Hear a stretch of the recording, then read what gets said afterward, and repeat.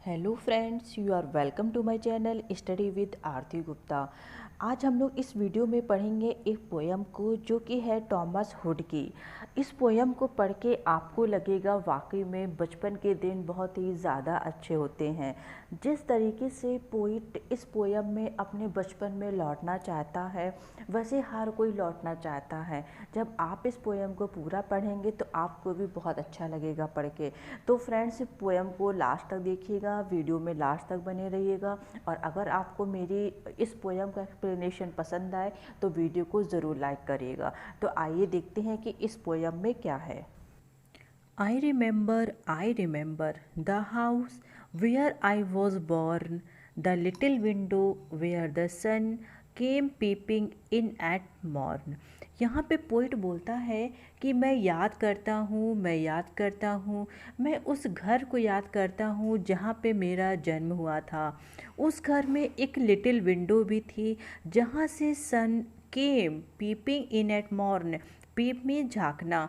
उस little window से सुबह सुबह सन अंदर की तरफ आता था और झांकता था। He never came a wink too soon nor brought too long a day.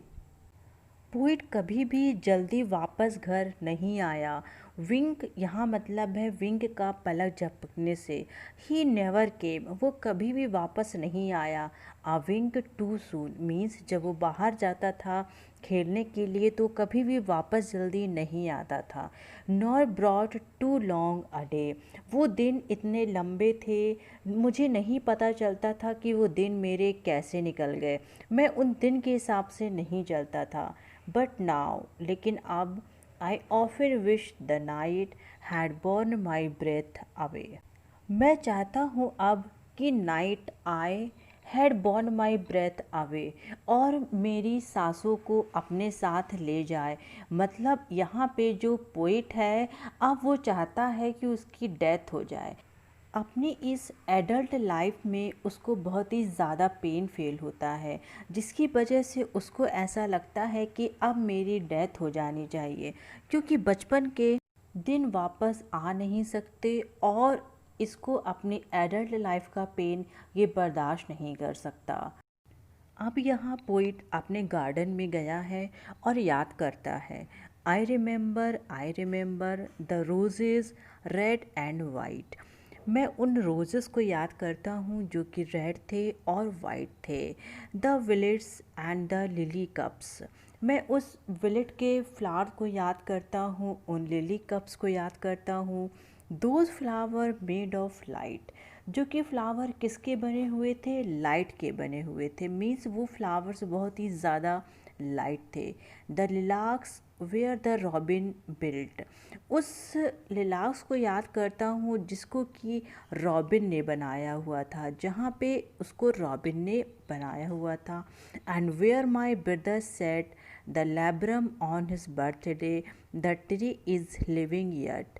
कह रहा है कि मेरे भाई ने उस लेबरनम ट्री को उस प्लांट को लगाया था जो कि the tree is living yet. वो पेड़ अभी तक ज़िंदा है। अभी तक ज़िंदा है मीन्स यहाँ पे इसके भाई की डेथ हो चुकी है लेकिन ये बोलता है कि ये ट्री अभी भी ज़िंदा है। मीन्स यहाँ मेरी हेल्थ भी डाउन हो रही है, मेरा भाई भी नहीं रहा लेकिन ये ट्री अभी भी ज़िंदा है। अब पोइट अपने उन दिनों को याद करता है जब वो झूला झूला करता था और वो बहुत ही छोटा था। तो बोलता है आई रिमेंबर वेयर आई वो यूज टू स्विंग। मुझे वो दिन याद है जब मैं झूला झूला करता था। And thought the air must rush as fresh to swallow on his wing. जब मैं झूला झूलता था तो उसकी हवा मेरे पास इस तरीके से आती थी जो जैसे कि वो एकदम फ्रेश एयर हो, और वो फ्रेश एयर होती थी। To swallow on the wing जैसे वो मुझे अपने में संभाल लेगी, मुझे स्वैल कर लेगी। My spirit flew in feathers then.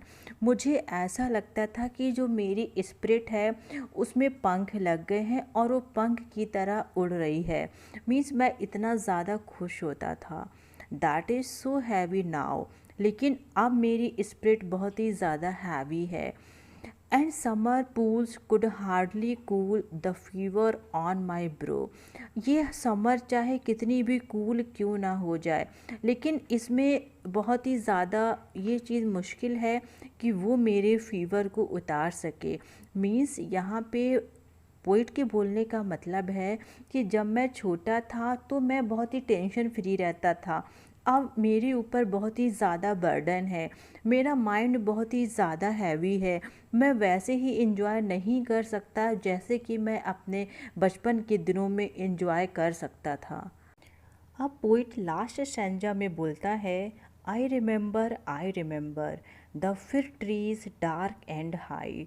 वो फिर ट्रीज जो कि बहुत ही ज़्यादा डार्क थे, बहुत ही ज़्यादा हाई थे। I used to think their slender tops were close against the sky.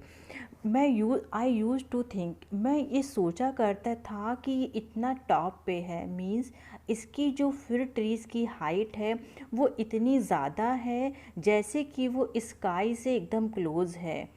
I was a childish ignorance.